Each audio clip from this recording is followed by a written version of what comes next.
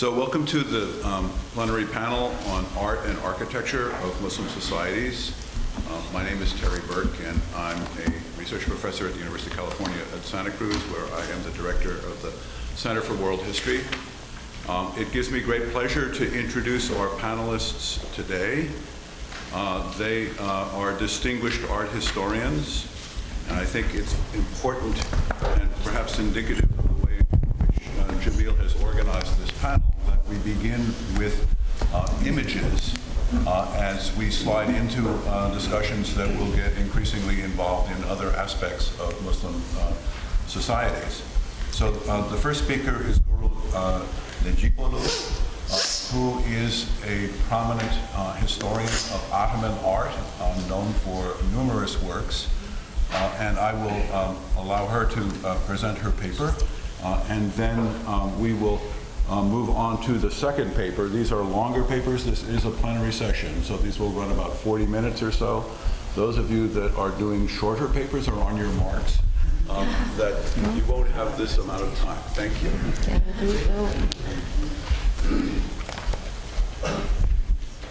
Good morning. It's an honor to present this plenary lecture to such a distinguished group of scholars and practitioners of public knowledge gathered here as part of the NEH Bridging Cultures initiative. I would like to thank Professor Cemil Aydın for organizing this forum meeting on a subject that is especially close to my heart. Let me begin with a personal note about myself and Dr. Massumeh Farhad, who will speak after me.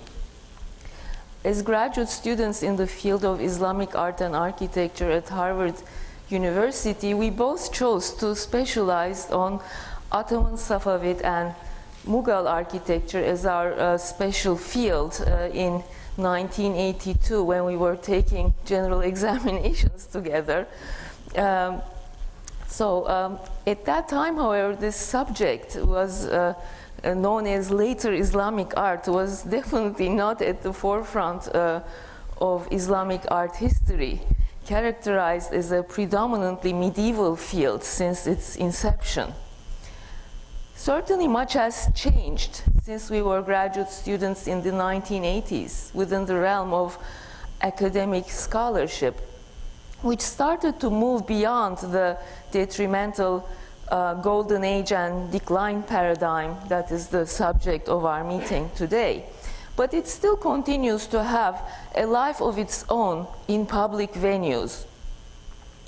The twofold purpose of this timely forum, therefore, is especially relevant, namely promoting a lively interdisciplinary exchange among scholars, while at the same time address the broader implications of new academic scholarship for practitioners of public knowledge. And this is the first time I'm engaging in such a forum, so I hope I will be able to balance the two aspects.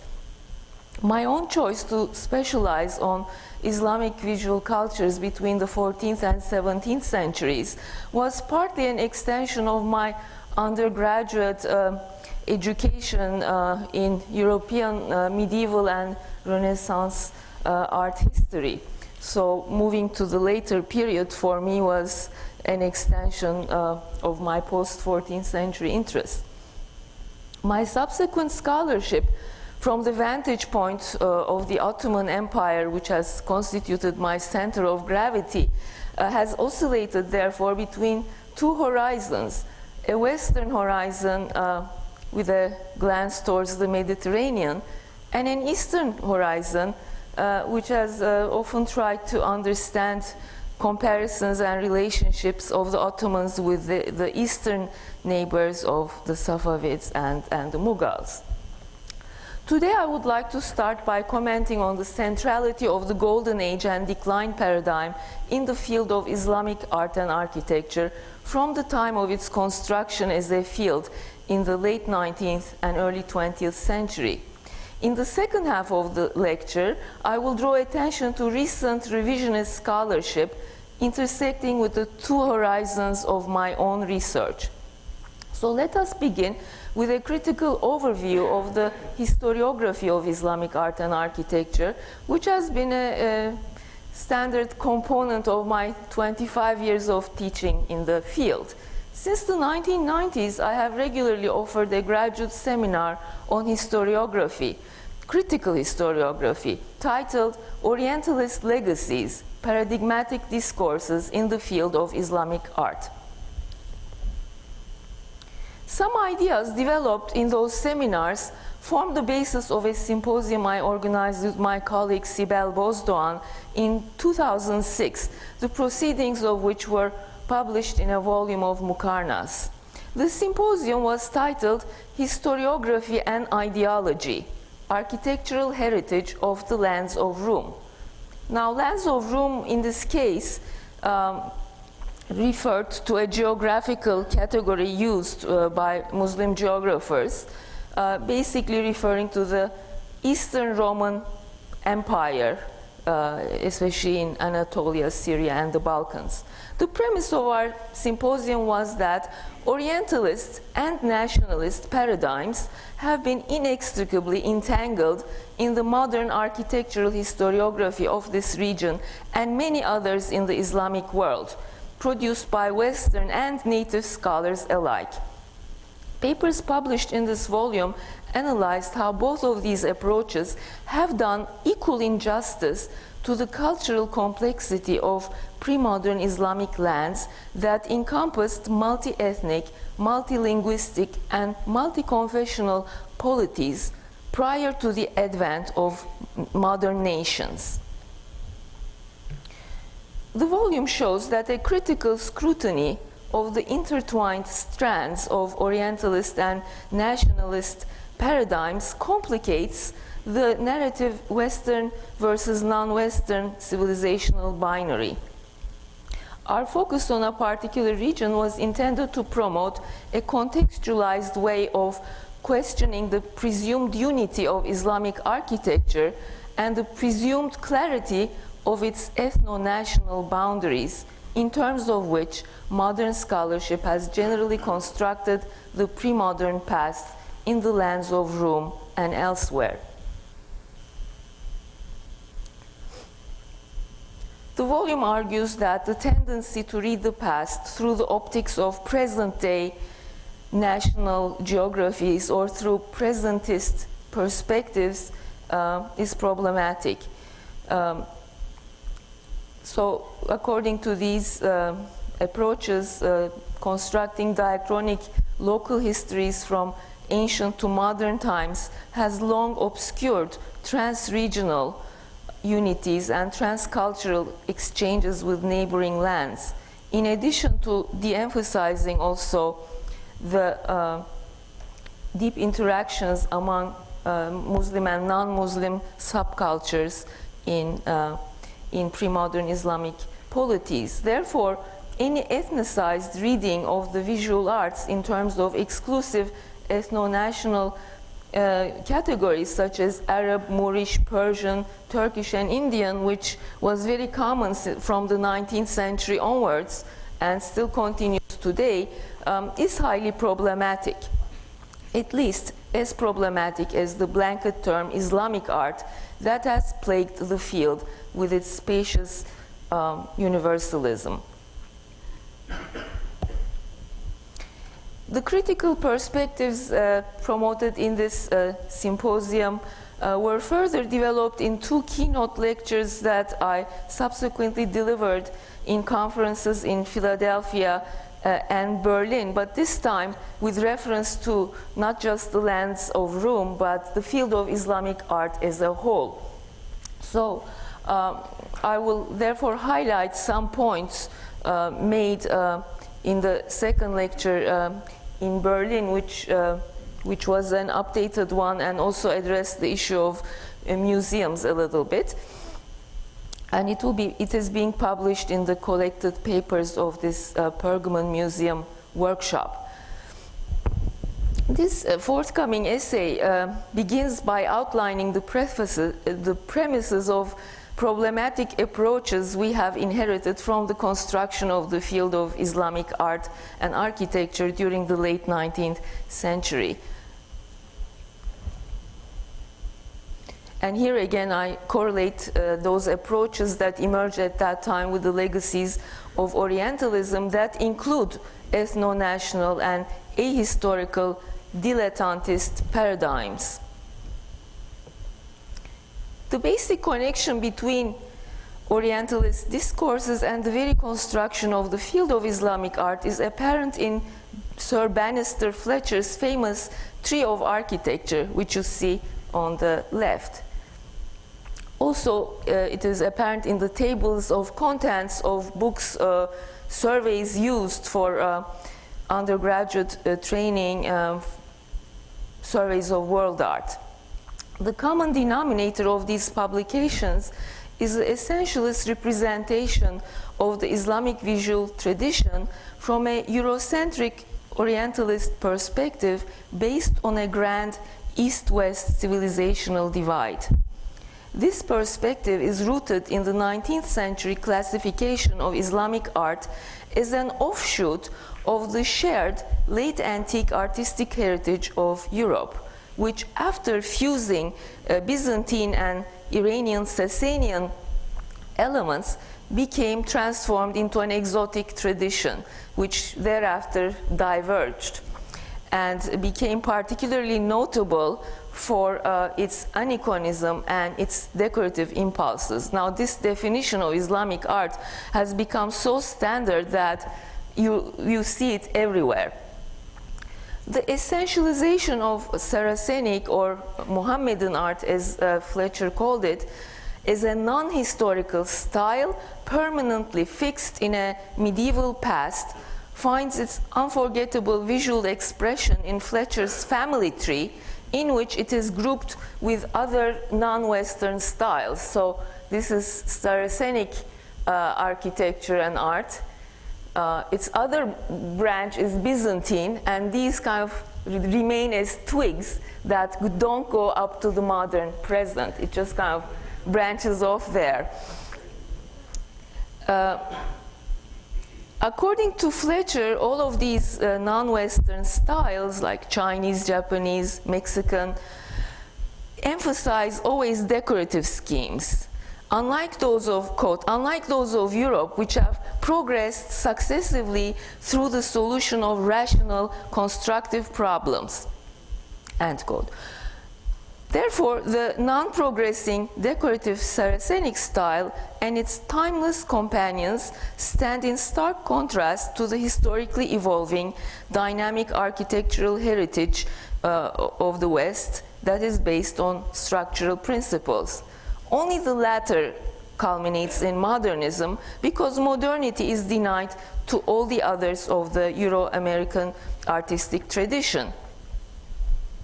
This is not something of the 19th century past, though. Most survey books of world art and architecture perpetuate the late 19th century taxonomy of classifying the whole Islamic visual heritage spanning nearly a millennium and a half as an essentially medieval tradition that is often accompanied by early Christian and Byzantine art. So here you can see early medieval art I think early Christian and Byzantine where Islamic art is included, and here in the Middle Ages, Islamic is in the Middle Ages. The famous Byzantinist Robert Nelson has noted that Byzantine art was subjected to a similar Orientalist classification as the Eastern predecessor of Western medieval art, even though both traditions evolved simultaneously. That Byzantine art was not a predecessor but was equal, and in fact it evolved until the 1453 fall of Constantinople and even beyond. In survey books, Byzantine art is routinely followed by Islamic art, both of them spatially mediating between the East and West as a bridge. So bridging cultures function. And temporarily relegated to the transition between the late antique and early medieval past. After this transitional interlude, the grand narrative returns back to medieval Europe and resumes with the uninterrupted evolution of the Western tradition up to modernity. The denial of Islamic art's coevalness with post-medieval Western European art manifests itself in survey books through the complete omission of artworks produced after 1700.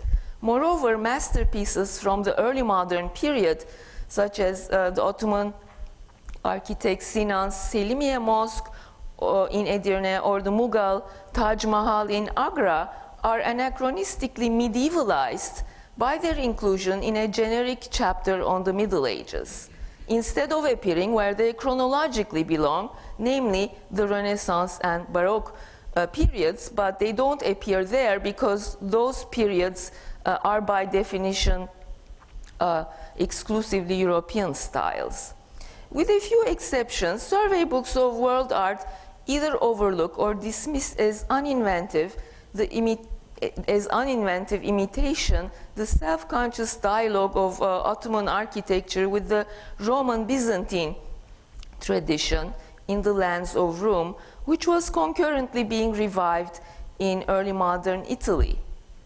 Therefore, Sinan's architecture, which defies classifications based on an East-West cultural divide, have been consigned to an architectural limbo in global art histories, because until recently, and it is changing, the early modernity was defined as an entirely Western phenomenon.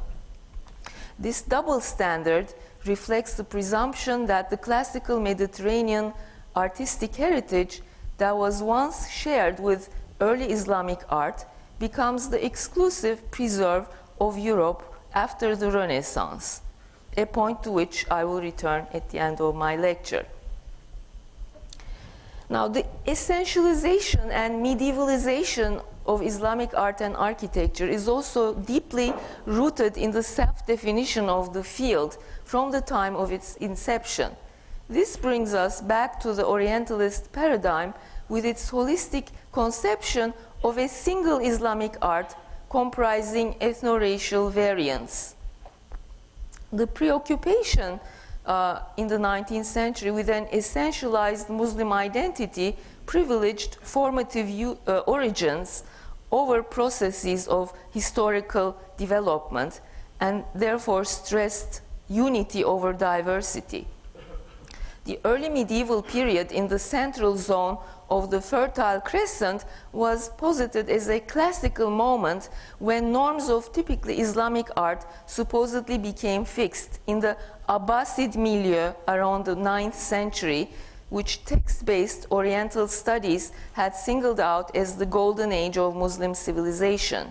This, in turn, led to the ranking of artworks from outlying regions and beyond the central zone of Islam and from later periods as less original derivatives of formerly established prototypes.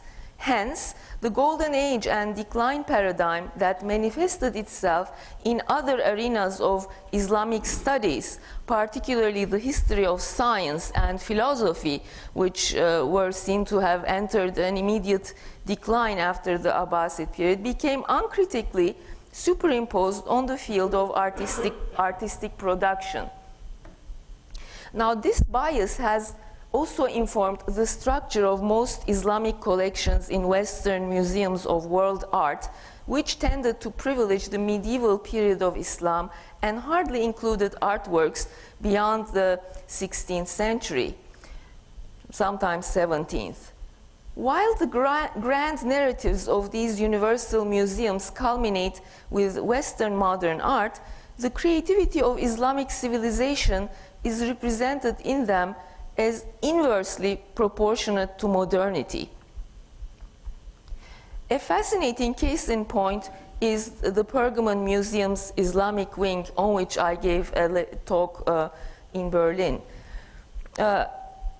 This wing is being currently reconceptualized as part of a restructuring of Berlin's museum island, as many other collections of Islamic art are being reconceptualized in museums in Europe and America. The ambitious project in Berlin has implications for how layers of meaning in displayed Islamic objects are going to be framed within a larger global narrative of world art. Because in universal museums, the art object's meaning is simultaneously construed as a self-referential object, but at the same time as part of an episode or station along a teleological path of historical evolution. The new emphasis of Pergamon Museum's reconceptualization of Islamic art project is very welcome because it will emphasize the transformation of Islamic art over the ages and over space and time, which is significant because of the still persisting popular view that it was a static and ahistorical artistic tradition that stagnated after the Middle Ages. Nevertheless, the traditional view cannot fully be eradicated because it is encoded in the Pergamon Museum's Islamic collection itself. It is also encoded in the very position given to Islamic art within the grand narrative of Berlin Museums in Berlin Museum Island, which was formulated in the early 20th century.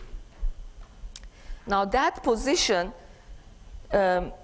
strikingly recalls its counterparts in survey books and in Fletcher's Tree of Architecture.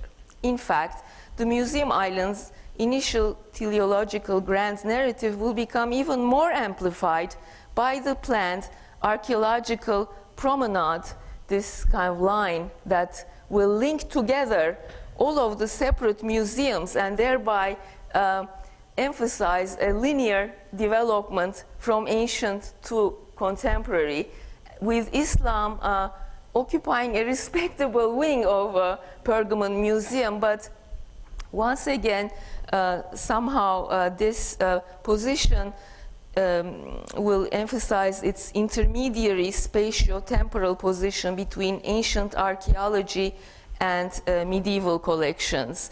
The whole culminates in the grand dome of the Bode Museum, which is German modern art.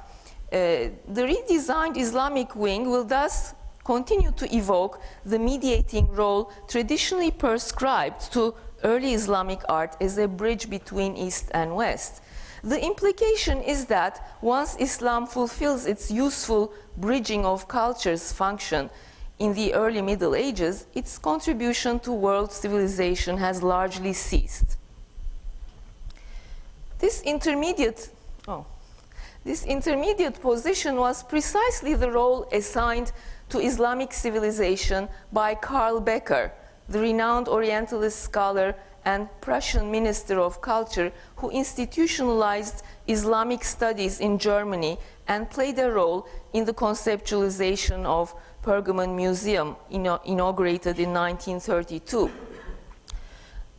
Becker's paradigm of civilizations, world civilizations, integrated Islam into Europe. It was a positive move at the time, but only as the central link of world history. He was a pioneer in acknowledging the shared Hellenistic roots of Islam and Christendom during the medieval period. Nevertheless, Becker firmly regarded Renaissance humanism as a major cultural break between Western Europe and its Islamic neighbors. Hence, the diagram of Becker's paradigm here shows Islam, Christendom, Hellenism sharing a common culture, but somehow with the rediscovery of true classical antiquity, Europe is the only one that progresses to modernity. So this is a Eurocentric binary opposition and is recently being challenged by revisionist new studies by Renaissance scholars who are attempting to reorient the Renaissance between East and West, a development with which I will end. So there are different paradigms available. Becker's medievalizing perspective is echoed in Islamic collections such as that of the Pergamon Museum, which focuses primarily on the origins and development of early Islamic civilization from Sasanian to late antique and medieval times. The Islamic collection, which grew in scope over time, continued especially to downplay the early modern empires of the Safavids, Ottomans, and the Mughals. Actually, these empires and their artworks were mostly represented by magnificent carpets that are used as background sort of scenery decoration. And one of the major omissions is the development of painting, manuscript painting, particularly in the early modern period, which also reinforced the idea of figures not being allowed in Islamic art, because this museum is a museum of decorative arts, and it's mostly showing aniconic forms with the development of ornaments and the ornamental aspects of Islamic art. And although Berlin has huge collections of manuscripts, they were put in the libraries, so they never really appeared in the museums, thereby omitting a major development of Islamic art, especially in the Eastern Islamic world.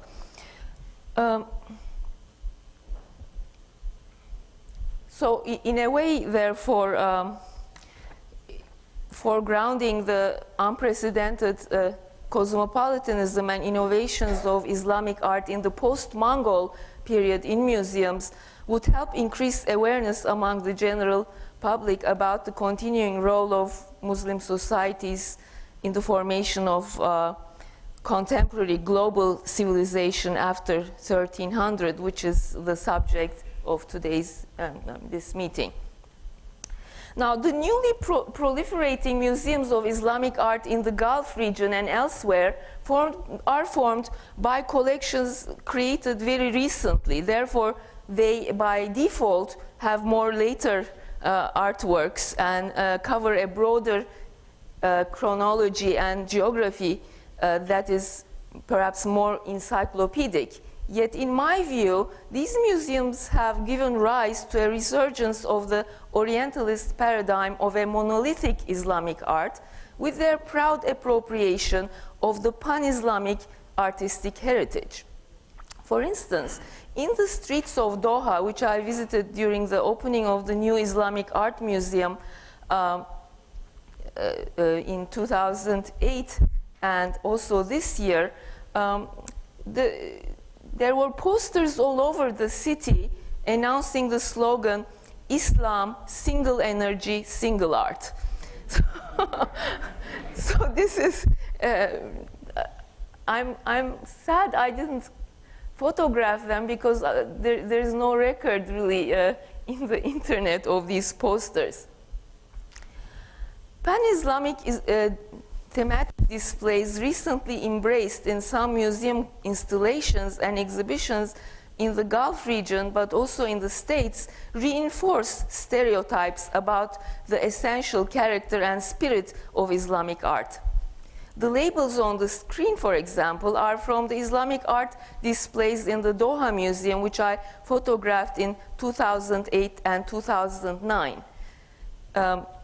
So as you can see, there's a general definition of Islamic art in one panel, which covers everything, and then calligraphy, writing, the figure in art. Science in art is interesting because that shows scientific advances, pattern in art, so that the whole collection then becomes reduced to its lowest common denominators.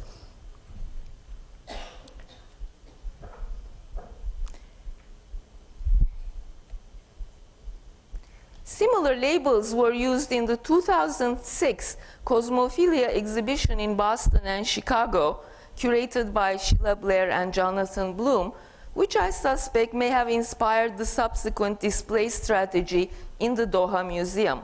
The exhibition title, Cosmophilia, which according to the curators refers to the Muslim love of ornament, apparently aimed to displace the negative term horror vacui with a more positive term.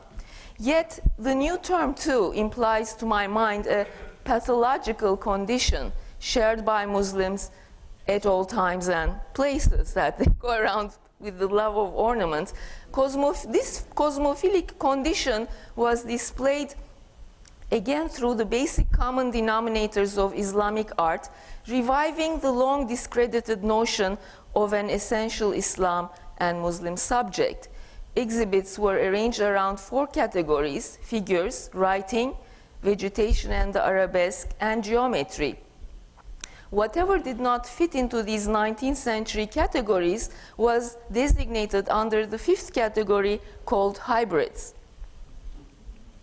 The growing trend for such thematic displays of Islamic art prioritizes public accessibility and a simplified popular appreciation of artworks. The present instrumentalization of Islamic art is a cultural ambassador and as a bridge to cultural understanding, therefore has played a role in promoting this kind of neo-Orientalism and simple didacticism in public forums. By resurrecting the concept of a single Islamic art rooted in the trope of unity in diversity, instrumentalist approaches reinforce the very stereotypes they aim to remedy.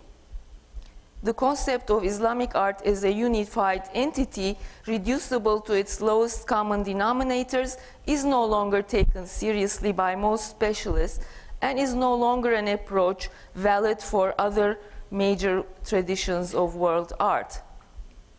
For the purposes of our present forum, I think the crux of the matter is the danger of an unbridgeable gap between the complexity of contextual interpretations favored by cutting-edge scholarship and the populist messages promoted in some public venues that prefer the simplicity of old paradigms. So there's a, sort of the idea that 2 parallel discourses are forming that are not communicating with each other, that I believe is also one of the aims of the NEH forum. In my forthcoming Berlin workshop essay, I argued that perhaps an antidote to the rising trend of ahistorical essentialism is to insist on periodization in order to more clearly delineate the historicity and contextuality of Islamic art. So basically I argued that if we create very sort of coherent, big coherent time zones spanning 3 to 4 centuries, which comprise specific configurations of regions and polities extending throughout the Islamic lands, that one might then be able to move away from this monolithic aspect. The 4 time zones I listed constitute a flexible matrix with chronologically and geographically fluid boundaries modifiable with plus or minus 50 years. Establishing more clearly defined periodization might increase communication between separate enclaves of specialization that fall into each period, so that those specializing in the different periods can form more synergies and communicate with each other. Moreover, by acknowledging the existence of separate periods, one would acknowledge that Islamic art is not only medieval and that it comes actually all the way to modern and contemporary, which, as you see, I'm extending the chronology after 1800 because all surveys stop in 1800. Whether we call this later period Islamic or not is a different story, but it's a continuing art production that hasn't ceased.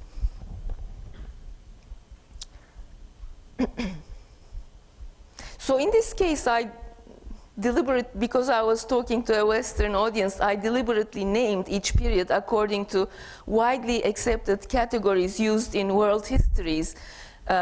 Also because I do not believe the Islamic lands were immersed in different time zones of their own. And I believed that such an elastic scheme might facilitate a more effective integration of the Islamic field into coeval periods of global art history from which it has thus far been excluded. The scheme I'm proposing also can promote more rigorously historicized investigations of the field's own specific dynamics. Plus, this scheme is compatible with alternative models where the names could be named after Islamic periods and changes in politics. I'm not insisting on a canonical single model, but rather I'm insisting on the foregrounding of periodization to counteract the tenacity of ahistorical and essentialist approaches to Islamic art.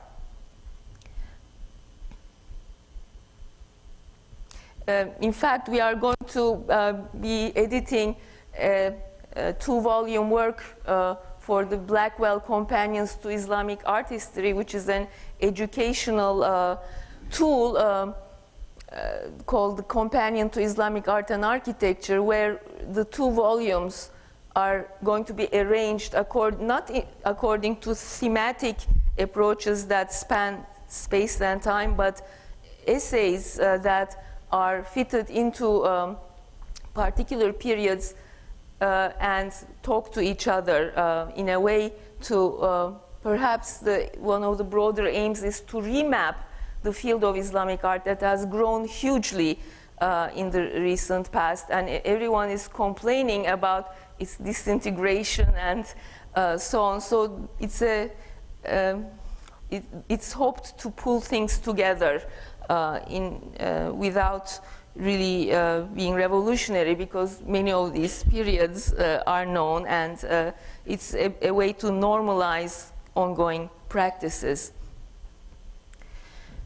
Let me now turn to the second half of my lecture on how recent research has contributed to challenging old paradigms. The goals of our NEH Forum meeting are actually favored by the shift in the Islamic field, in the field of Islamic art since the 1990s to a much broader chronological and geographical scope.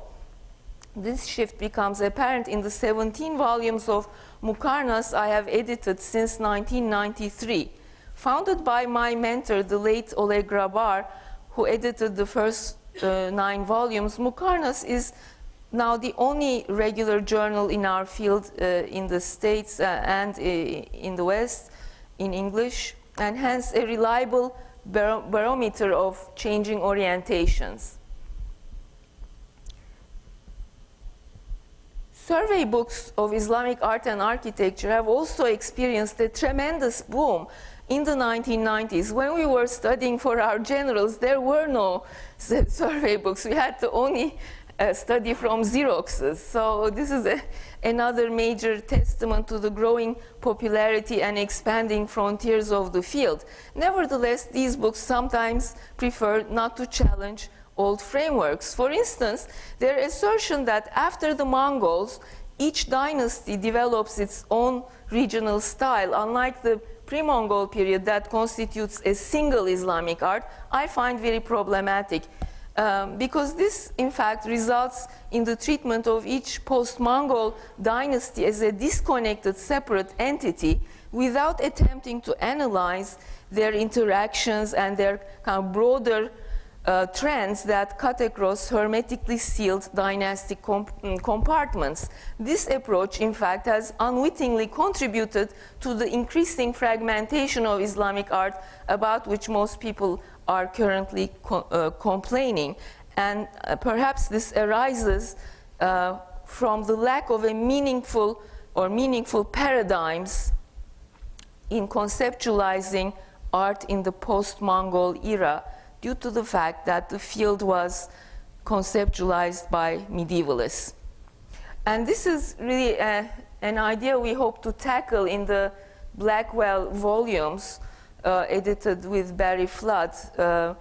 In the second volume especially, we plan to adopt relevant frameworks developed by Islamicists in other disciplines, including the useful comparative three empires paradigm first proposed by Marshall Hodgson, and the welcome new books by Stephen Dale, who's in our audience, and Douglas Troyson further develop this paradigm of the great empires that dominated the era before the emergence of the modern world. So it is therefore very important for understanding that there is no kind of gap in between.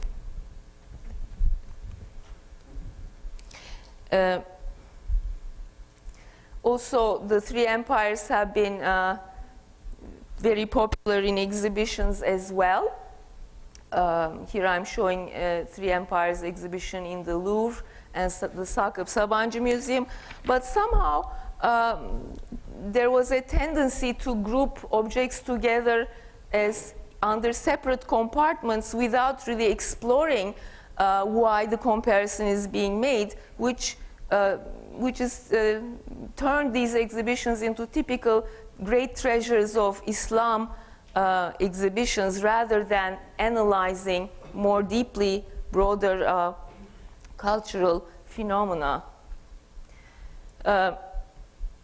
In a way, therefore, the two recent exhibitions in the Freer Sackler Museum provided a more effective and thought-provoking comparison, especially the Falname exhibition curated by Dr.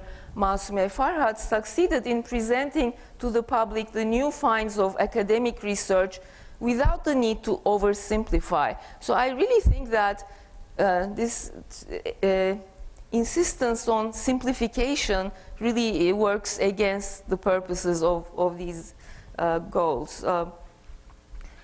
Therefore, the result was a highly contextualized and sophisticated display with a masterful interdisciplinary catalog written by art historians and intellectual historians of the Ottoman and Safavid empires.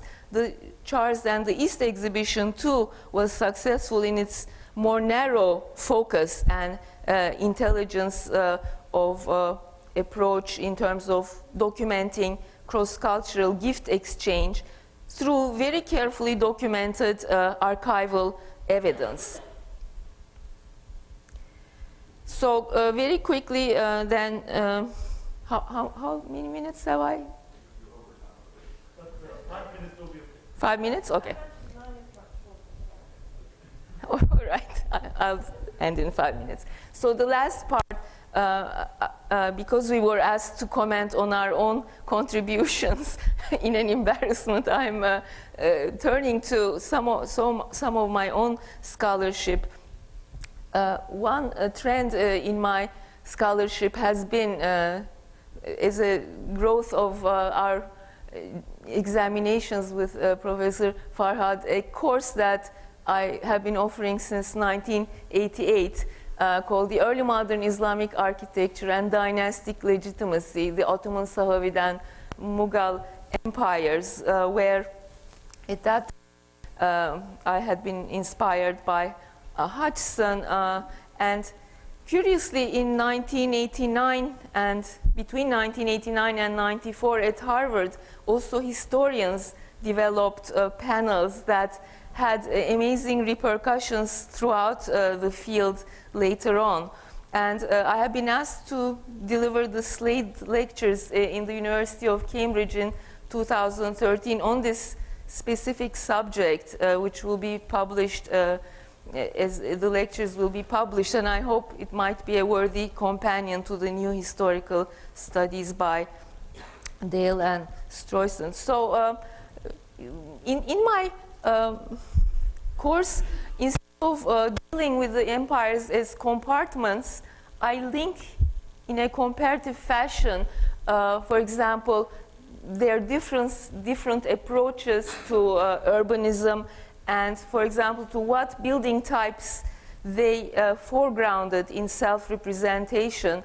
because in the Ottoman case it was mosque complexes.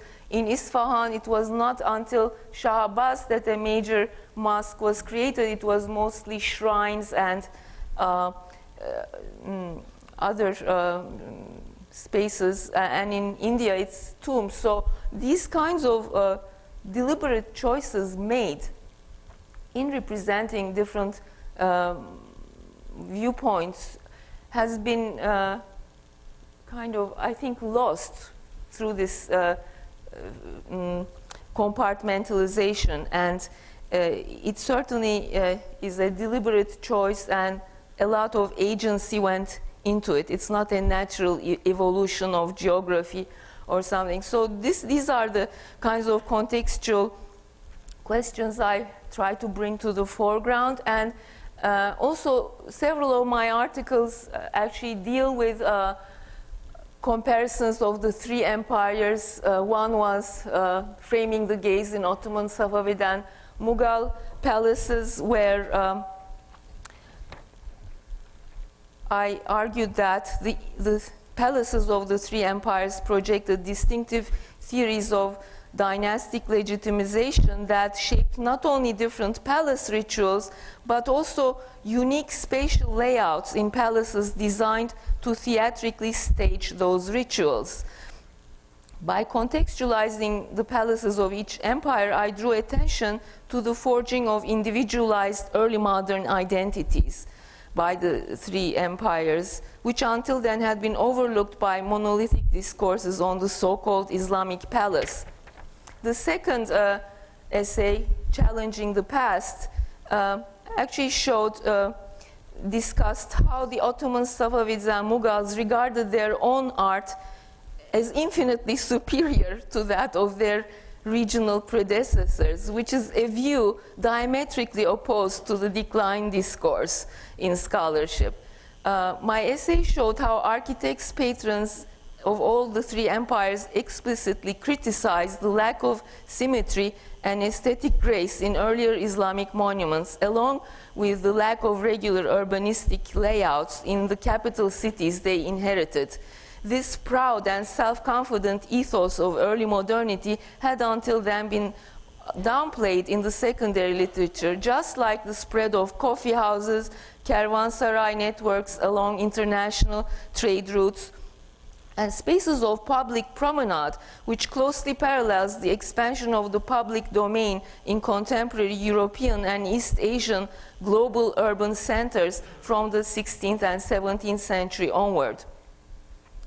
I think I will skip the other two. Basically, in one, I looked at portraying of the dynasties through portraiture, which also is a totally new genre of art, realistic portraiture, that had many dialogues with European and Chinese traditions of portraiture. And these Quranic inscriptions on Ottoman, Safavid, and Mughal mosques was also an attempt to show that inscriptions in mosques are not as generic as they are thought to be, but again part of the role of religion in defining early modern identities, which is not very different from what was happening with early modern polities elsewhere. That I believe it's very important to emphasize the role of religion, because lately a lot of emphasis has gone to trade and so on, but religion was definitely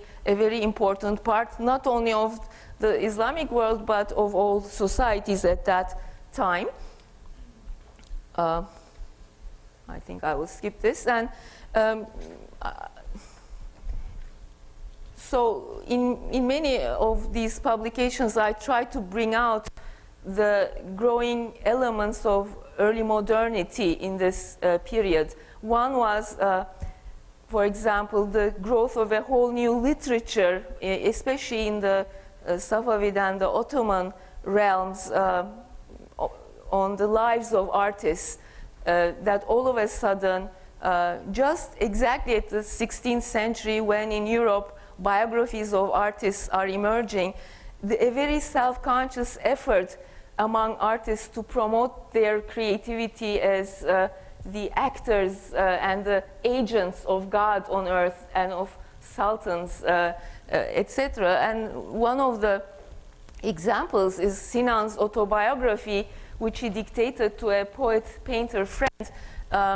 In my a series editor, I wrote an essay here arguing that Sinan is not very different from his Italian contemporaries because he has a great sense of individualism and very much promoting his genius, and not only saying that he's much better than early Ottoman architects, but also challenging his Italian contemporaries and saying that the Selimiye Mosque is a piece of world architecture that he built for the eyes of the world. So clearly, he's very self-consciously participating in a global early modern civilization.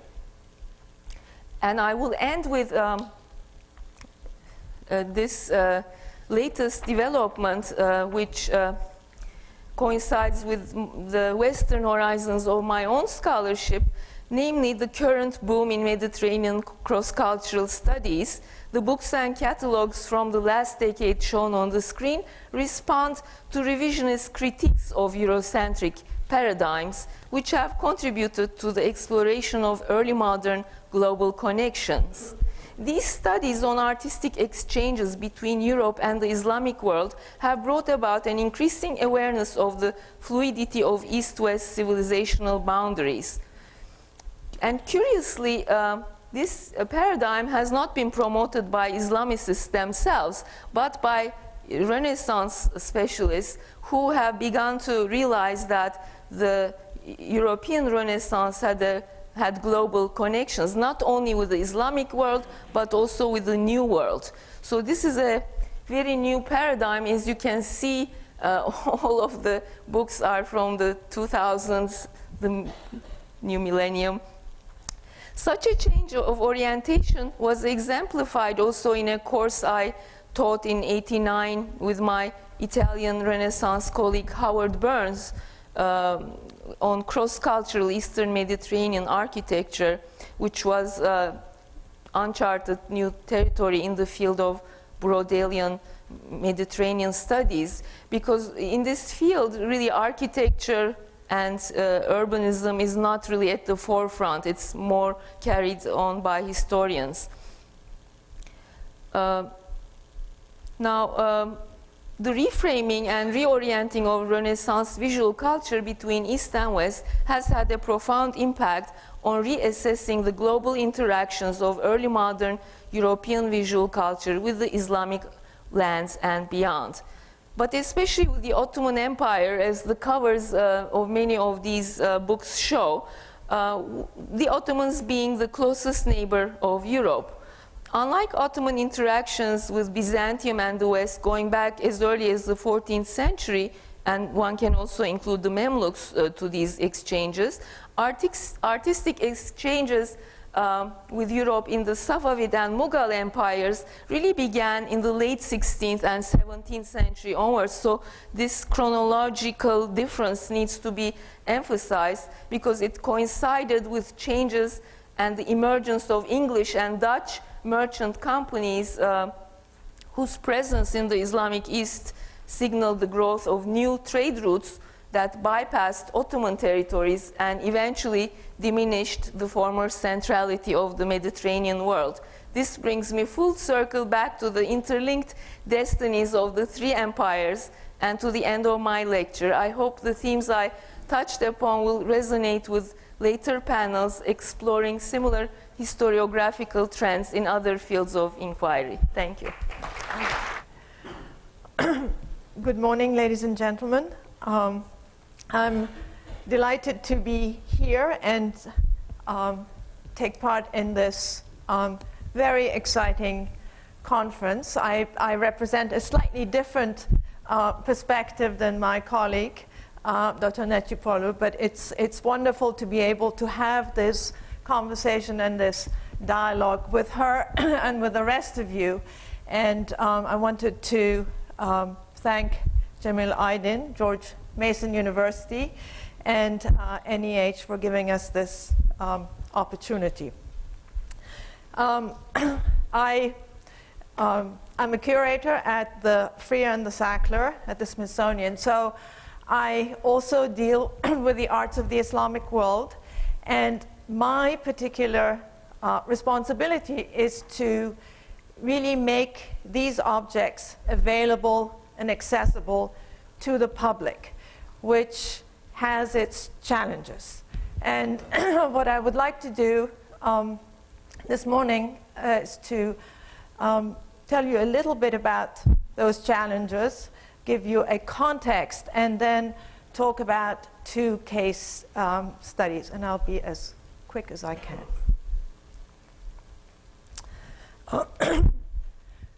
I've titled this paper Art of the Object to contrast with Dr. Necipoğlu's sort of overview and her focus on architecture.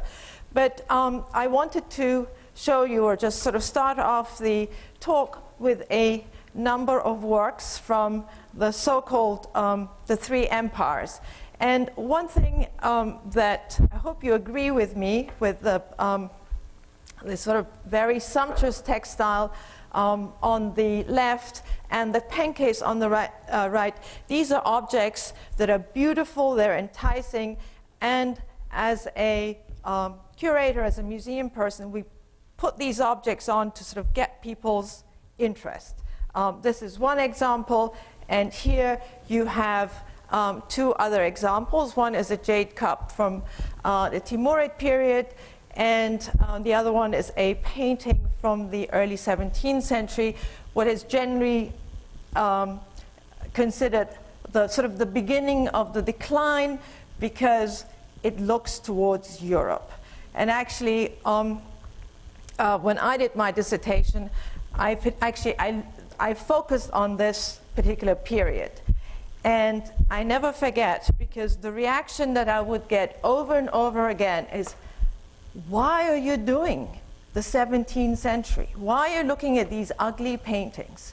And the reason that they were considered ugly and not of importance, because of this dialogue with the West. And again, as my colleague, Dr. Necipoğlu, pointed out, things have changed. I mean, now there are quite a number of people and scholars who are looking at the 17th century and the contact with the West. But in that respect, I was sort of the odd one out. This is about 20 years ago. And I'm delighted that the paradigm has shifted, and the 17th and the 18th century is they're no longer called the sort of the decline of Persian painting, but we still have a lot of work to do. But one thing that I wanted to point out, yes, these objects are beautiful, they're striking, they're sumptuous, but there's much more to them. And I think it is the responsibility of each and every one of us, not only art historians, but also historians of politics, science, you name it, to treat these like you would treat any kind of historical document, because these are embedded with meaning and importance that go way beyond the surface beauty. For instance, the painting that I'm showing you is a painting of Layla and Majnun. Classical Persian theme, but you have European, it sort of tells you about the contact with Europe.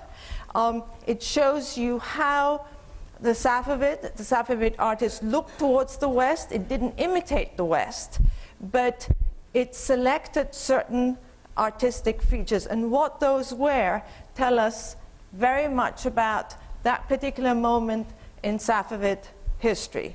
Going back, the pen case that you see was done in the Deccan in the 16th century, and artists to this day are not sure whether actually it was done in the done in the Deccan by a Persian artist, or whether it was done in Iran by a Deccani artist. And it's these issues that embedded in these objects, because again, they tell us about these moments in time that are critical for our understanding of the periods. So I'm going to go Now, very briefly, where did it all begin? Well, it all began in the late 19th century in Europe by a number of collectors, and I'm showing you two interiors by these collectors who sort of created these milieus and settings, these very sort of Orientalist settings, sort of filled with objects. And again, this is sort of part of the whole Orientalist movement. Unfortunately, we don't have time to go into it, but I just wanted to show you that this was the inspiration for collectors, first in Europe and then later on in the United States. In the late sort of 1880s, you had these kinds of collections dealers making objects available from the Near East. And most of the objects that were actually made available, they were presented as ahistorical objects. There was very little interest in what cultures they really represented. It was really sort of the aesthetics of these objects that were paramount.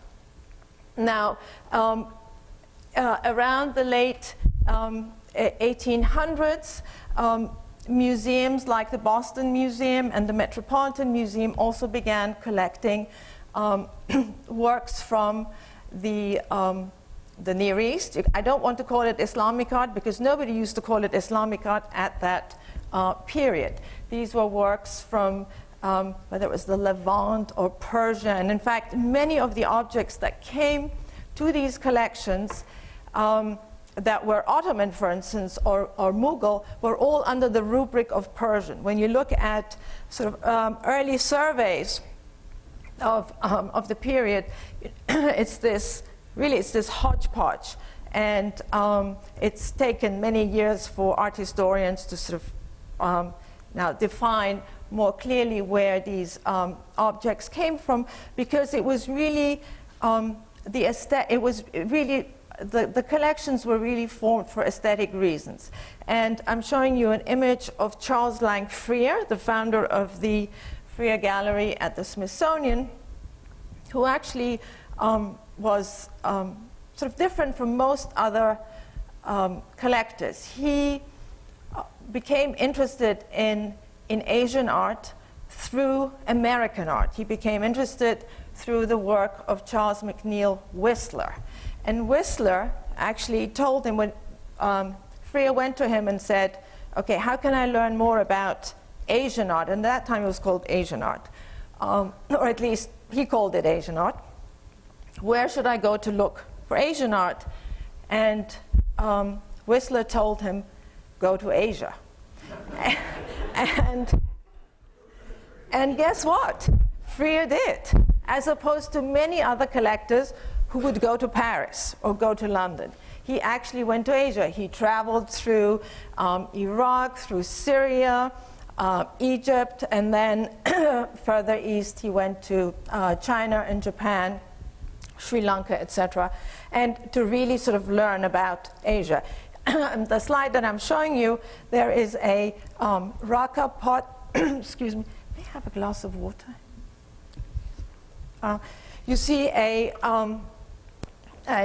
Syrian pot standing next to a painting of Whistler, and this was what inspired Freer, and really was sort of the reason for the sort of the core group of objects from this region that came to the Smithsonian. And it's interestingly, the museum opened in 1923, and there were objects from, thank you very much, from this region, but it was called the Gallery for for Near Eastern ceramics and Persian painting.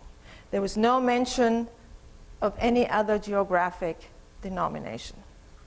Now, since then,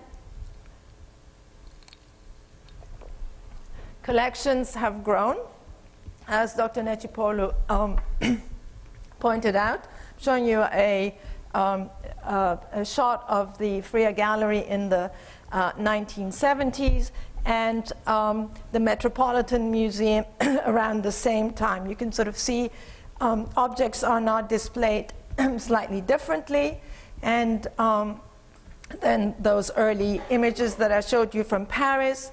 And in most instances, they are, in these institutions, they are shown chronologically. And again, as my colleague pointed out, you sort of start with the Golden Age, you start with the Umayyads, with the Abbasids, and then you have the, the schism, you have the Mongols, and then things sort of split into atoms. And again, I mean, in museums, we do have a problem because these are objects and you have to put them in a case. But still, they get split. You have then you have the empires, the three great empires. And again, in most institutions, these objects don't necessarily, they don't talk to each other. And as she pointed out, they all, I mean, in most museums, the year 1800 sort of seems to be the ceiling. Everything stops. It's as if there was no further Islamic art or creation after that year. Somehow it all sort of vanishes. Now, as you know, in recent years, suddenly the sort of the trend or the art historians have sort of picked up art history suddenly in the 1970s. We have contemporary art now, and everybody is on a mad rush collecting contemporary art. And everything in between the 1800s and 1970 is still not there. So I think we have a problem in fixing that as well. And it's as artificial as these, these chronologies that we have created for the earlier periods. Again, I'm showing you two more recent reinstallations of Islamic art. At the top is the Detroit Institute of Art, which again, it was reinstalled in actually 2 years ago, 3 years ago.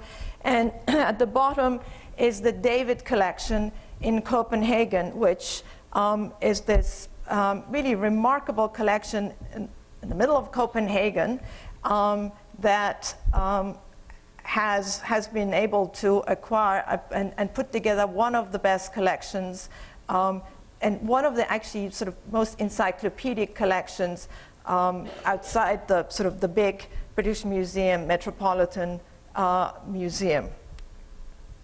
And then, of course, we have Doha, which has become sort of a case study for all of us. And as, again, as Dr. Necipoğlu pointed out, what has happened here is this sort of using art to create this history. I mean, this is Doha. Doha didn't really exist 20 years ago.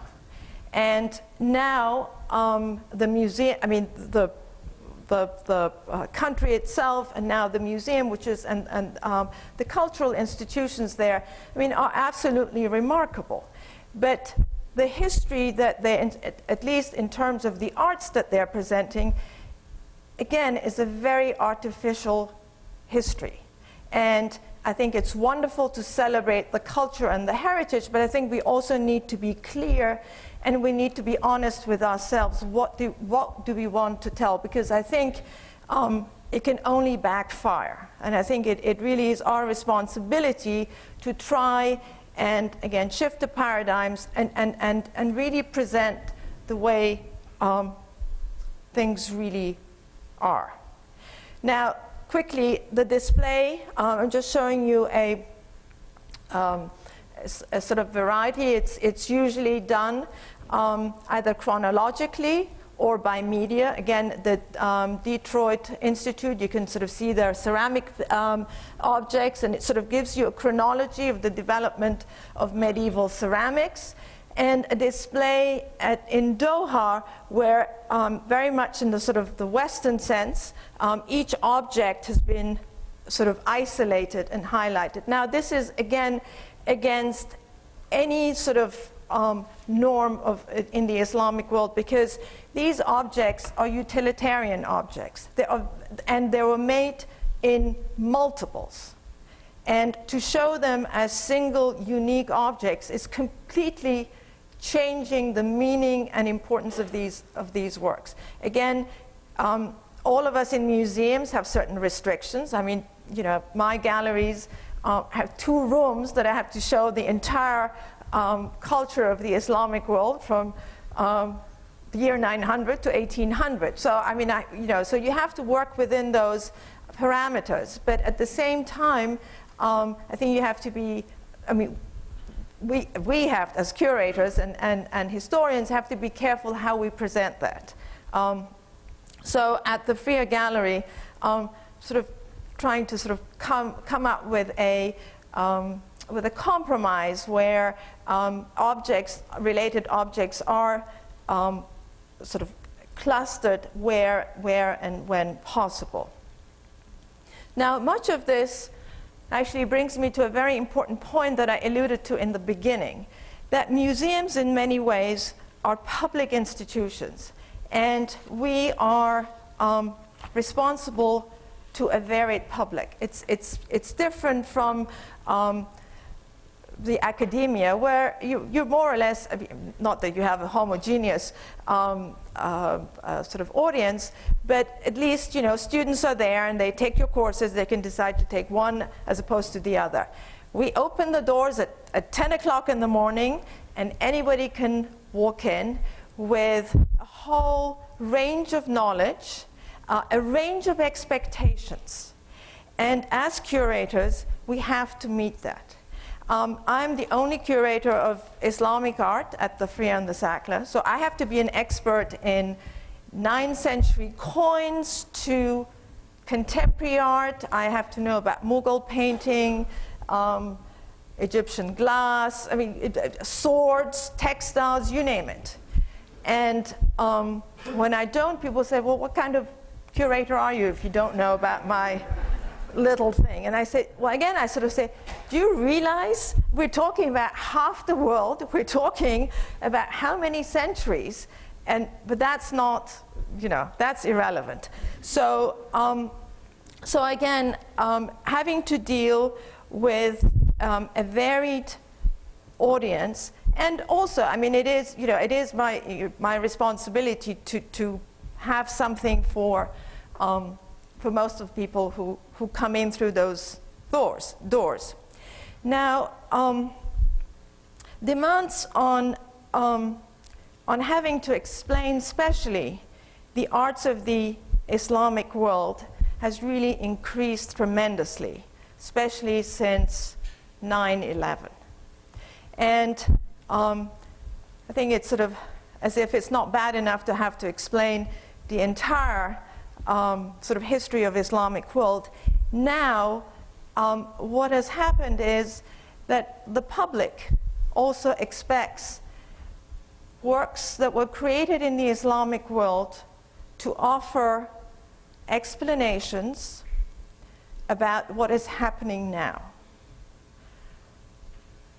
Somehow, these works, it's not enough that that they have to explain a moment in history, but they are also viewed upon to explain, what is going on today.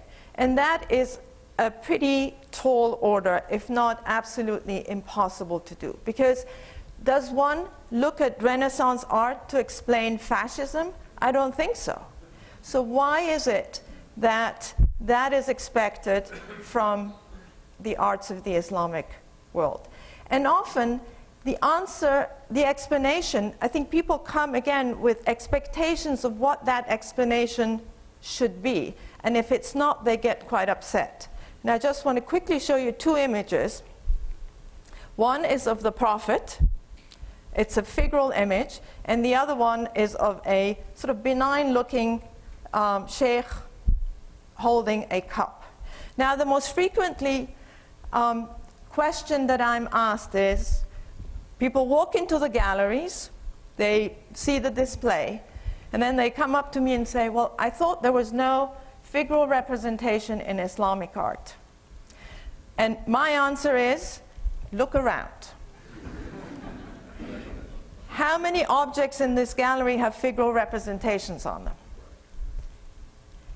I didn't make them. Mr. Freer didn't make them. These are objects that were made by Muslims for Muslims. So, and again, it's the importance of looking at the evidence rather than trying to impose a meaning on them. It's really letting these objects speak for themselves and sort of tease out the answer. They may be answers and meanings we don't like, we don't agree with, but they're there, and we have to privilege those meanings.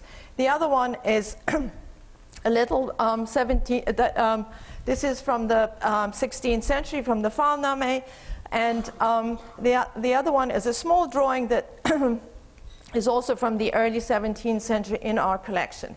It is by a very famous artist called Reza Abbasi, which is signed, and there's a little poem above and below. He's holding a little cup, and a gourd, and the inscription basically chides the figure, saying that you sheikh who pretend to be so holy, basically sort of caught drinking. And I actually translated this poem next to the drawing. And I almost had a little sort of revolution in the gallery, because there was a group that came in and got very upset and said, Muslims don't drink. Again, I mean, my argument was, this is from the 17th century. I mean, sometimes you see a lot of these paintings without an inscription, so you don't know, maybe it's not wine. But in this case, very specifically, it says that it is wine. So again, I said, I didn't make this up. This is what the text says. And actually, what I ended up, I Xeroxed a pile of poetry, both Arab, Persian, and Turkish poetry that deals with wine. And I sent it to the group. Because, and again, it's not something that I have made up. I'm here to really try and explain and explicate these works, and again, let them speak, rather than impose a meaning on these objects. And I think, sort of echoing on what Dr. Necipoğlu said, I think this is the role that as art historians and historians is really critical that we do, and that we do it together. How many minutes? 2. Okay, very quickly, I'm going to go through 2 case histories. Now, one thing, and for us museum people, this issue of using works of art, and I think that's one of the reasons, for instance, for the success of not only of the Islamic Museum in Doha, but there is another museum being built in Abu Dhabi, I think, Kuwait, etc. So this is this sort of trend in order to give Islam a sort of kinder, gentler veneer, and sort of hark back to the glorious days of Islam. And one way actually that has been also done, again, as my colleague pointed out, are by these survey exhibitions of these sumptuous, beautiful objects presented in ahistorical manners. This is the way, look how wonderful the civilization was, this sort of golden age that has just, that showed Muslims and the culture in this very positive light. She mentioned Cosmophilia, which was done several years ago, but unfortunately the trend still continues. There's a major show coming up in 3 years that got considerable federal funding that is called Beauty and Piety. And that too, from I've seen a description of it that's exactly, I mean, it goes back to even before Mr. Freer in terms of presenting Islamic art. And I think in many ways this is a major disservice to all of us, because unless we really present the way things are, we're not making any progress. And I just want to show you two exhibitions that were staged at the Freer Sackler, and we're not the only ones who do these exhibitions, but because these were two that I was involved. One was called Style and Status, and it was as sumptuous as it got because it dealt with Ottoman textiles of sort of the finest of the 16th century.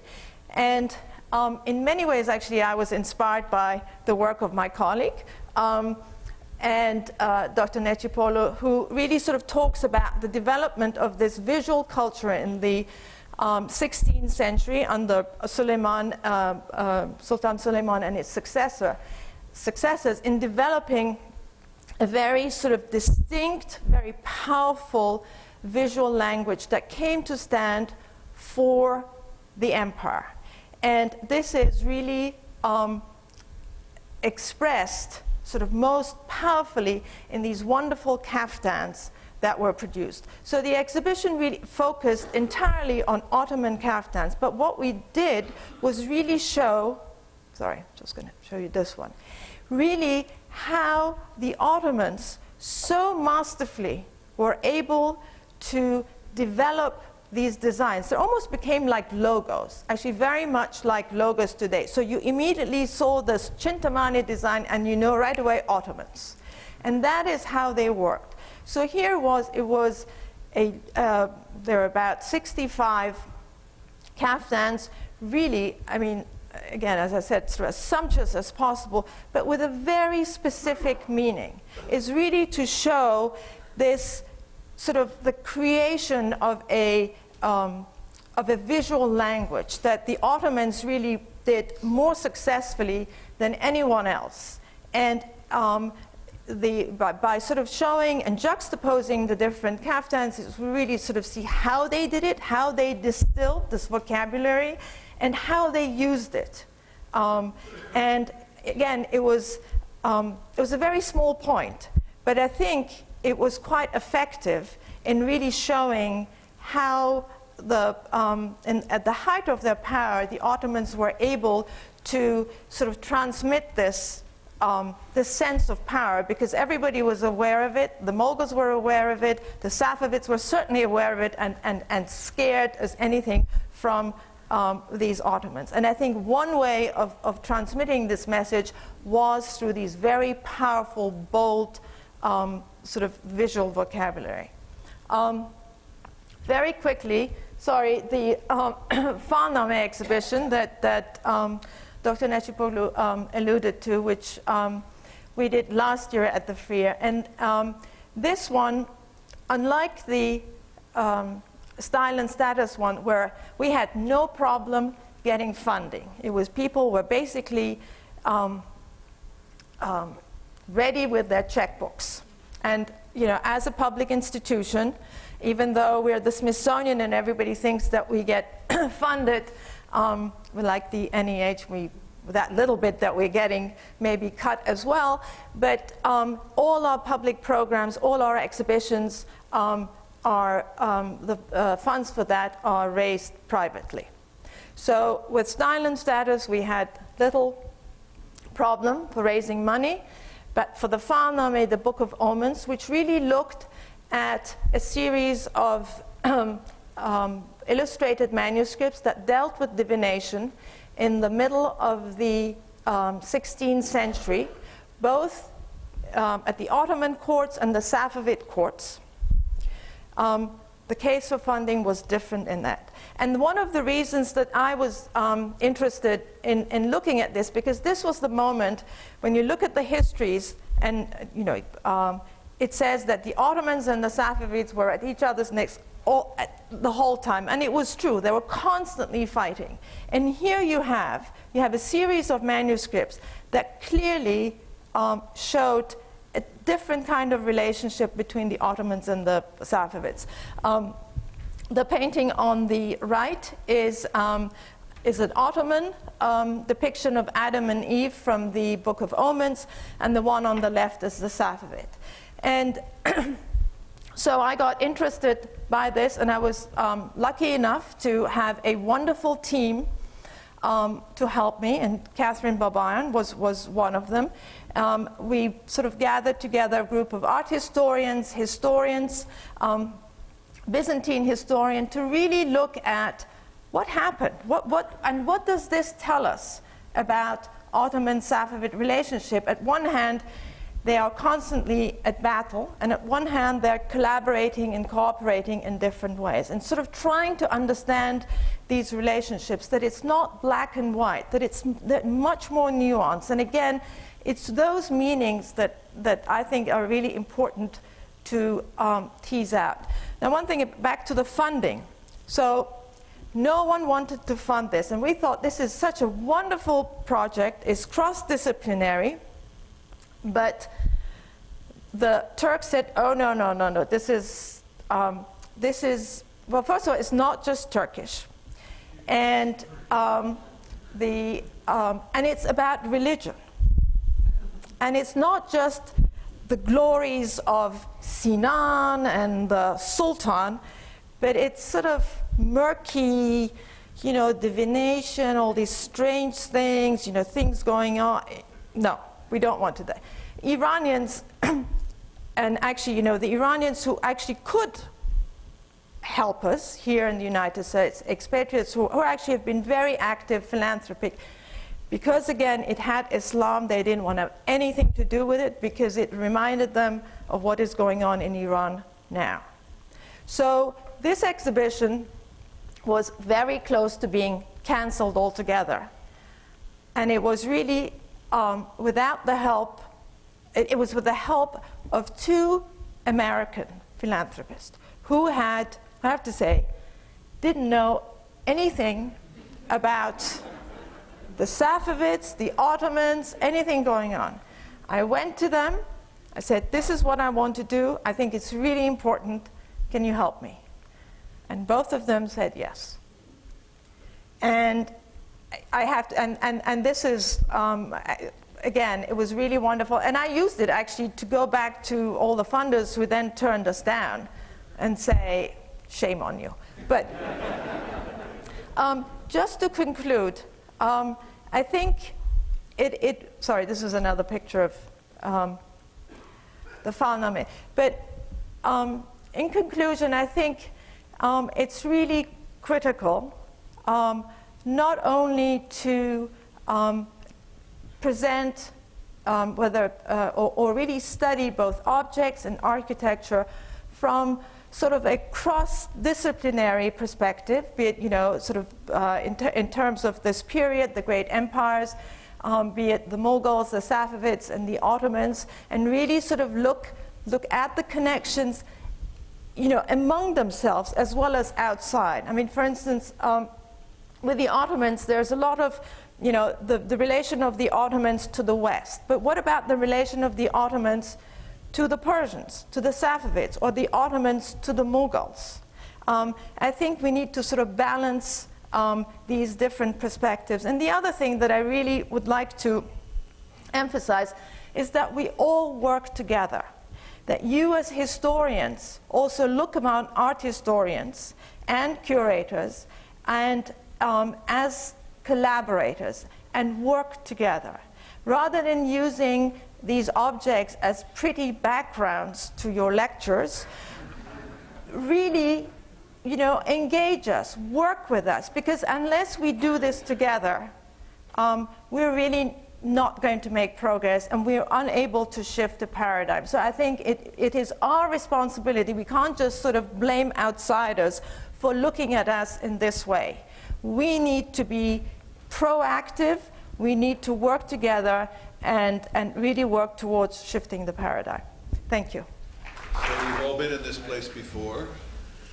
Here we are in with a wonderful opportunity to discuss terrific papers that we've just heard, and the bell for coffee is about to sound, right? And so do we follow our minds or do we follow our stomachs? That is the question, right? And I think we should follow our minds for a bit, because I really do think that there's much that needs to be discussed here. And so I will try and facilitate a conversation. And so try and keep your remarks short if you can. You know, if it's possible, I mean, in the spirit particularly of the conclusion of the last paper, to try and find a way of formulating your questions in ways that open out the wall between the museum world and the classroom, right? Because many of us who are academics are in the classroom.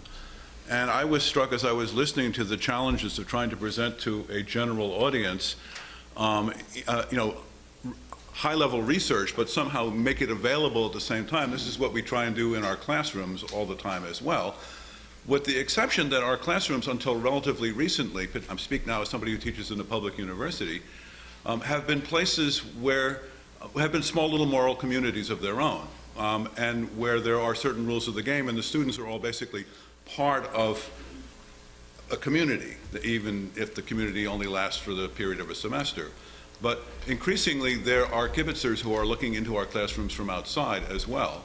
And that's just the nature of the society that we live in right now. And the challenge that we, in some ways, I was moved to this reflection, which is that the challenge that we now face is a challenge increasingly of more like what the museum world has to face, right? That there's just random people that are there. Some of them are sitting in your classroom, some of them are not, and they're bombarding you with emails because you allegedly said something.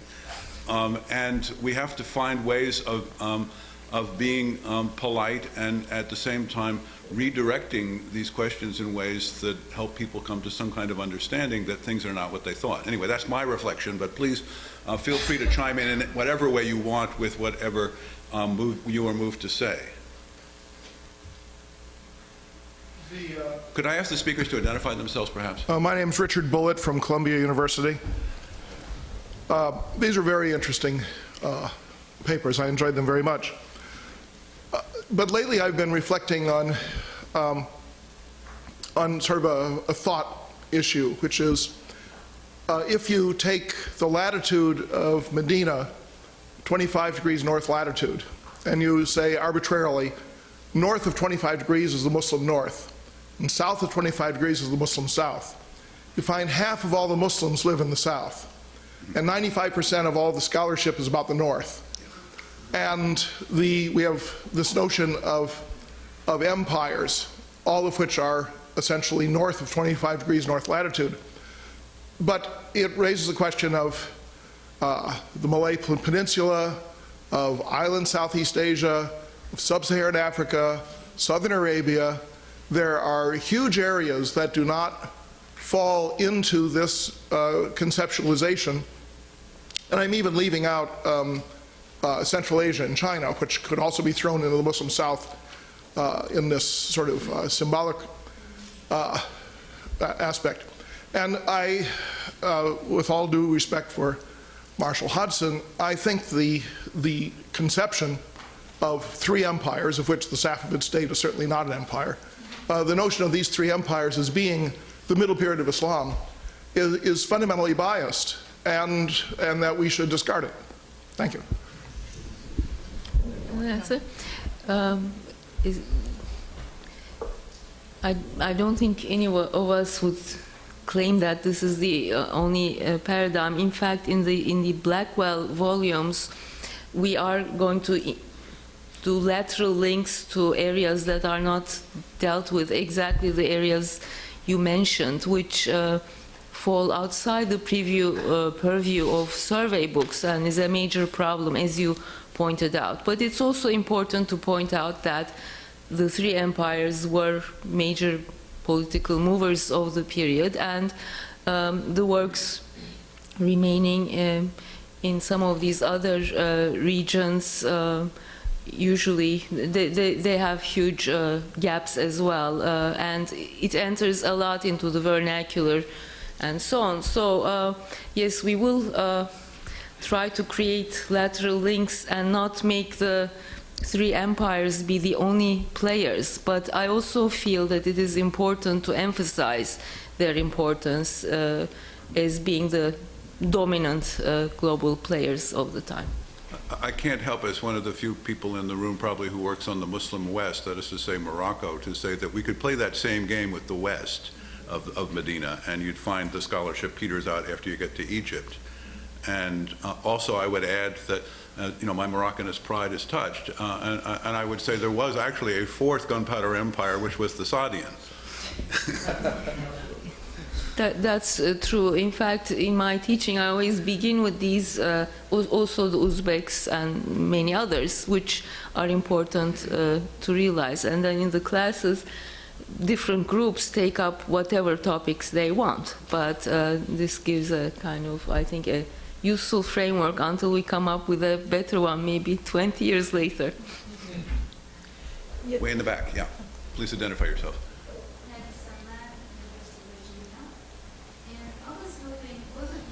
Upon the idea that acknowledging the dialogue that was going on between the three empires is crucially important.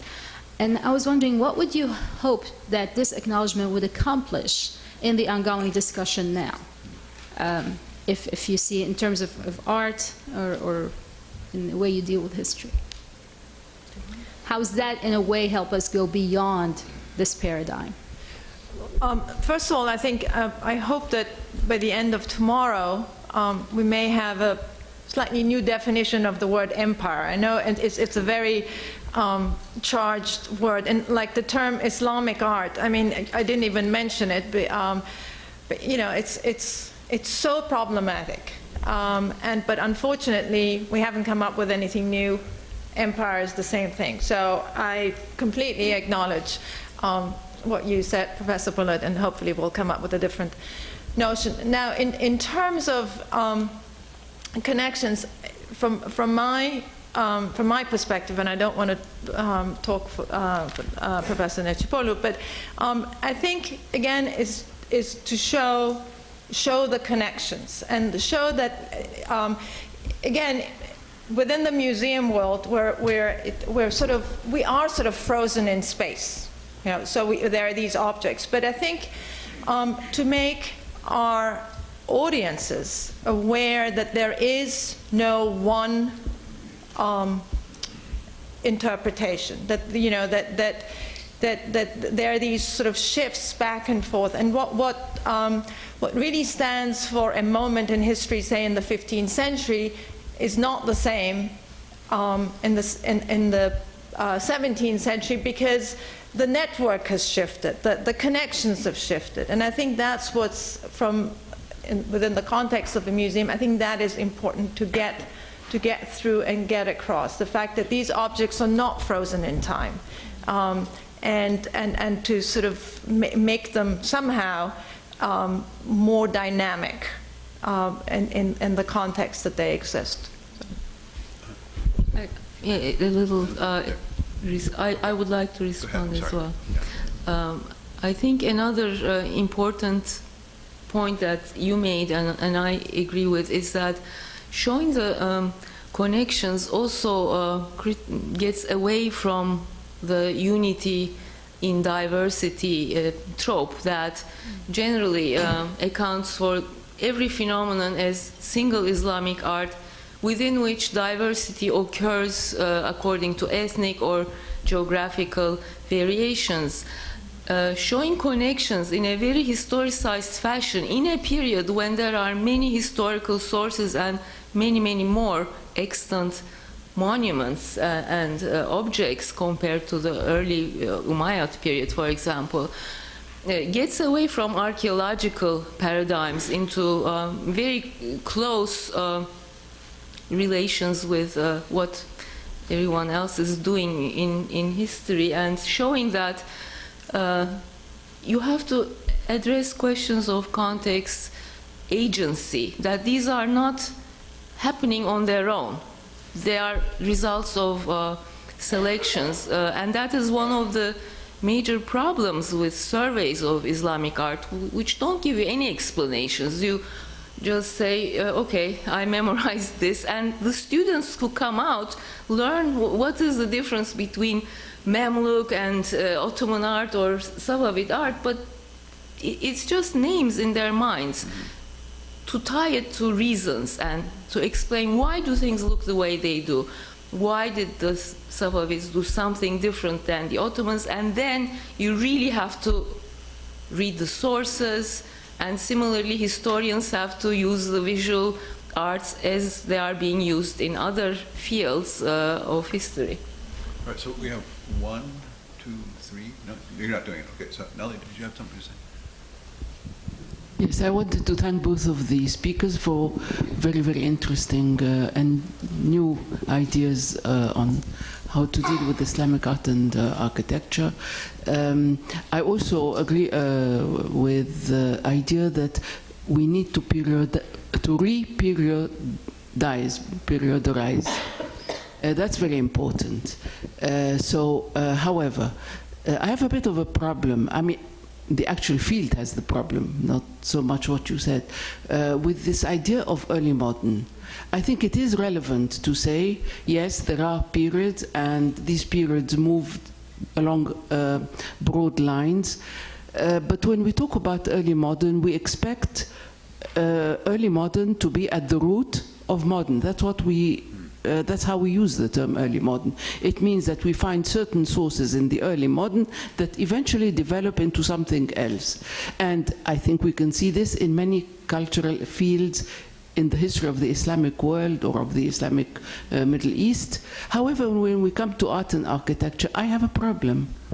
I don't see the art and architecture of the 19th century as having its roots. I mean, physically, I just don't see it. I don't see the public buildings, I don't see the domestic buildings really having a root in 18th century. The changes were just too dramatic. We see this in all our cities. We see it in Cairo, we see it in Istanbul, we see it in Damascus, we see it in, you know, name it, in Aleppo. So for me, this creates a problem. I mean, I'm not talking about neo-Islamic buildings. That exists. It was done by Europeans. It was a conscious attempt to go back, but I don't see this development, so I don't know how you feel about this. Thank you. It's an interesting point of view. Well, I see it, so it's very difficult to explain in very briefly. But actually, if you look at what's happening in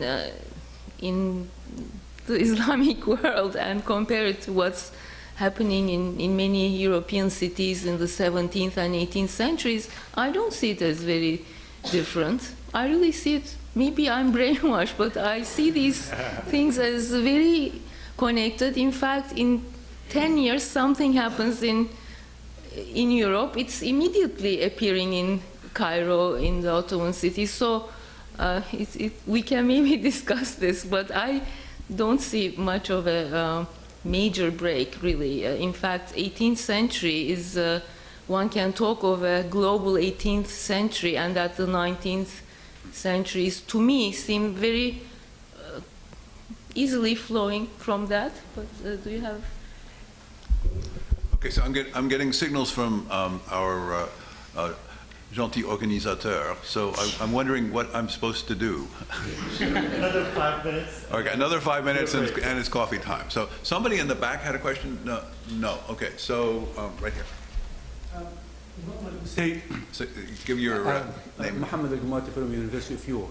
I'm not a historian of science, or I'm a scientist, actually a scientist at the moment, until I hear otherwise.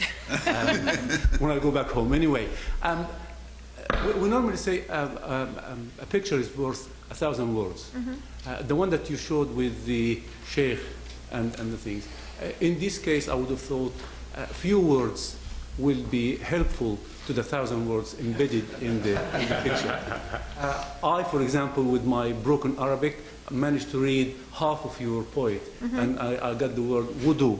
So I thought that he was performing the wudu, but perhaps your ability to read it better can inform me and the others Sorry, as to exactly what he was saying. Well, actually, it's in Persian, and the inscription says that basically somebody, because he was pretending, he's a sheikh that was pretending and doing wuzu all the time, but at the same time, he was and reprimanding others for not doing it, was caught drinking. So it's basically the issue of hypocrisy. That was the so. But do you put a translation of the Yes. Persian in there? Yeah, we do translations wherever, whenever possible, because that way, again, the visitor, can sort of see the evidence and they can decide what they want to think. So at this point, I'm going to invoke a Bouletian principle and say that this side of the room is cut off. These people over here are talking. So please, if you have something on this side of the room, otherwise the other guys are going to get to have to monopolize the conversation.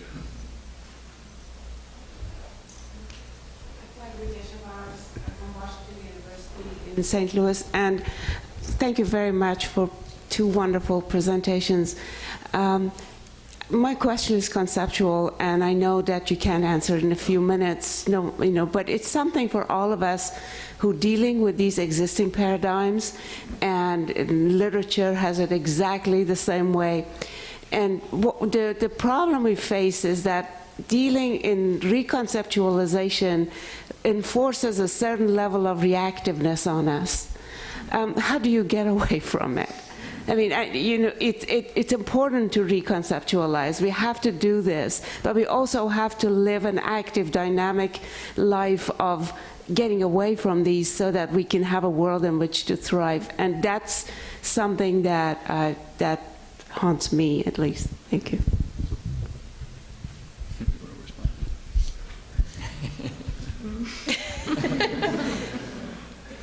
Well, it's only in conferences like this where we become more reactive and openly state what the broader goals are. But usually in the day-to-day practice, if you teach a course on whatever you do, you don't always have to explain what's going on and in what way this paradigm is shifting. I think really these issues come out in this kind of forum, or if you are writing a survey or dealing with these more encyclopedic, broader issues, in which case I think it is good to air out these issues, and otherwise we don't always foreground what the aims are, and not sometimes therefore those aims don't get communicated because people read and